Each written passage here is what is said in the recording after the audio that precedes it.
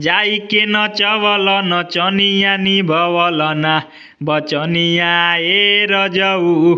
जाई के नचवल नचनिया निभवल ना बचनिया ए रजऊ। तो हेलो दोस्तों, आपका स्वागत है हमारे YouTube channel writer Mahesh Prajapati में। तो दोस्तों, आज हम एक न्यू ट्रैक पति पत्नी का मैटर लेकर आए हैं, जो कि फुल और फ्री सॉन्ग है। काफ़ी अच्छा मैटर है, मार्केट में बाजने वाला मैटर है, हिट होने वाला मैटर है। तो चलिए स्टार्ट करते हैं बिना समय गवाए मुखड़े के साथ।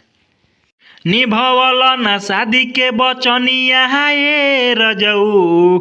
निभवल ना शादी के बचनिया ए रजऊ। जाई के नचवल नचनिया निभवल ना बचनिया ए रजऊ।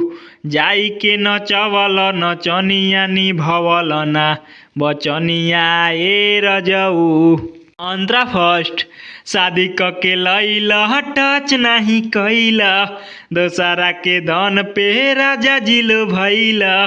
और शादी के लैला टच नहीं कैला, दोसरा के धन पे राजा जिल भैला।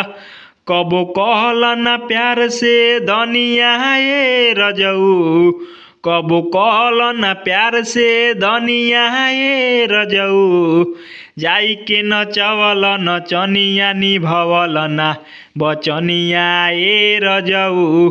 जाई के नचवल नचनिया निभवल ना बचनिया ए रजऊ। अंतरा सेकेंड, से जिया रहेला राजा रोजे उपवास हो, दोसरा के दिलावा के बन गइल खास हो। और से जिया रहेला राजा रोजे उपवास हो, दोसरा के दिलावा के बन गइल खास हो। सुधार महेश राज रहनिया ए रजऊ। सुधार महेश राज रहनिया ए रजऊ। जाई के नचवल नचनिया निभवल ना बचनिया ए रजऊ। जाई के नचवल नचनिया निभवल ना बचनिया ए रजऊ। तो दोस्तों, इसी तरह का फुल और फ्री सॉन्ग पाने के लिए हमारे चैनल को सब्सक्राइब करें और वीडियो को लाइक करें, शेयर करें और कमेंट करें। तो चलिए मिलते हैं किसी नेक्स्ट वीडियो में किसी नए ट्रैक के साथ। तब तक के लिए बाय।